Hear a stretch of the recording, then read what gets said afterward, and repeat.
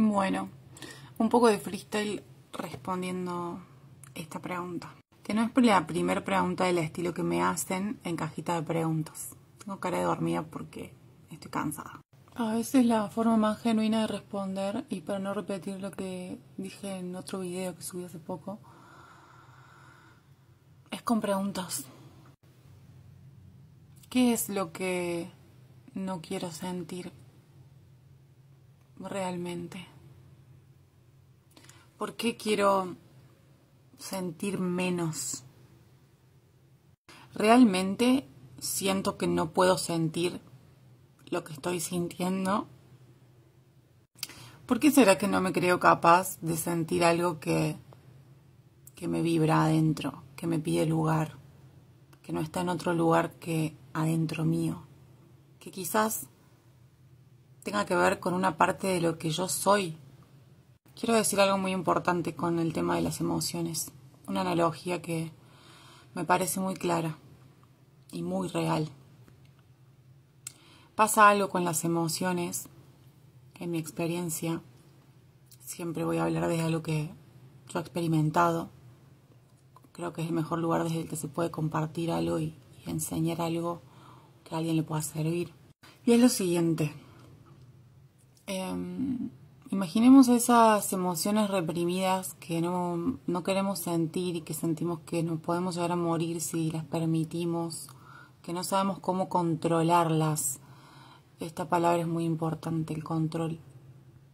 Que sentimos que nos desbordarían si nos permitimos algún tipo de expresión o no sabemos ni siquiera cómo permitir esa expresión. Y sentimos que tenemos que alejarnos de eso porque no nos sentimos bien. Y hay mucho una sensación de que hay que escapar a las sensaciones que son incómodas. O al miedo, ¿no? Que nos genera el miedo. O sea, el miedo es una de las paradojas más grandes y más persistentes en los seres humanos. La mayoría de las veces no nos damos cuenta que estamos operando desde ese lugar de pánico. Y hay que darnos cuenta que el miedo a lo que sea que estemos sintiendo genera muchísimos mecanismos de evasión, y el miedo hace que, alejarnos de aquello que nos da miedo en general, y sobre todo tiene que ver con un sentir, un estado de sensaciones, implica que también nos estamos alejando de la posibilidad de sentir amor. ¿Por qué? Porque muchas veces, junto con esa cajita donde está el miedo adentro nuestro, esa cajita que queremos alejar hacia lo más lejano que podamos de nuestra existencia porque no podemos tolerar lo que hay adentro. Adentro de esa caja, junto con el miedo, están un montón de emociones y de sensaciones y de posibilidades de sentir amor en nuestra vida muy grandes. Hay tesoros escondidos juntos con ese dragón que es el miedo, que nos atemoriza muchísimo. Entonces muchas veces ir hacia eso que nos da miedo, permitir eso que nos da miedo, permitirnos sentir, aunque sintamos que nos puede comer ese monstruo de sensaciones que no podemos explicar, no las voy a dejar que me atraviesen, no voy a permitirlas, voy a generar todo tipo de razonamientos mentales y lógicas para justificar por qué tengo que moverme hacia este otro lado y por qué tengo que evadir esto, con tal de no permitirme encontrarme con esa parte adentro mío, que es mía y de nadie más, que constantemente voy a estar reflejando y proyectando en otras personas. ¿Qué pasa? ¿Cuál es el problema? De maneras desorbitadas y monstruosas, justamente. ¿Por qué? Porque, y acá está la analogía, esas emociones que reprimimos de manera tan insistente, cuanto más insistente las reprimimos, no solo más nos alejamos de la posibilidad del amor, no solo más nos alejamos de una parte de nosotros mismos, nos hacemos como una escisión adentro nuestro, una fragmentación muy fuerte, sino que cuantos más las negamos se convierten en monstruos. Imagínense emociones hermosas, pero que imagínenselas como, animalitos. Emociones que pueden ser divinas, que tienen mucho para dar, para transformar nuestra vida, maravillosas cosas que, wow, pero las metemos en una jaula. y las dejamos ahí durante muchísimo tiempo y hacemos la vista para otro lado y las matamos de hambre, no les permitimos expresarse, no les permitimos ser vistas por nosotros mismos. Imagínense, cuanto más tiempo pase, ¿qué va a pasar? Como lo pasaría con cualquier animal que dejamos encerrado en una jaula. Se va a volver loco, va a convertirse, por más hermosas que sean esas emociones que están ahí junto con el miedo, escondiéndose, que estamos reprimiendo, van a volverse monstruosas, porque todo lo que negamos dentro nuestro se vuelve monstruoso, porque es como un monstruo gigante que te está golpeando la puerta internamente cada vez más fuerte. Cuanto más te resistís, cada vez es más grande el monstruo y más pánico te genera mirarlo a la cara, porque lo único que quiere ese ser emocional que estás negando dentro tuyo es ser visto, porque vos querés ser visto, porque es una parte tuya que estás negando, porque estás diciéndole que no a esa parte sensible, a esa parte que es como si tuvieras un hijo chiquitito y le estuvieras diciendo que no, y le estuvieras negando un abrazo, y le estuvieras encerrando en una jaula. Es literalmente así la metáfora a nivel energético, psicológico, emocional. Eso es lo que hacemos con nuestras propias emociones. Y después estamos huyendo constantemente de cualquier expresión emocional que tienen otras personas que nos abruma un poco o que nos parece mucho. ¿Por qué nos parece mucho?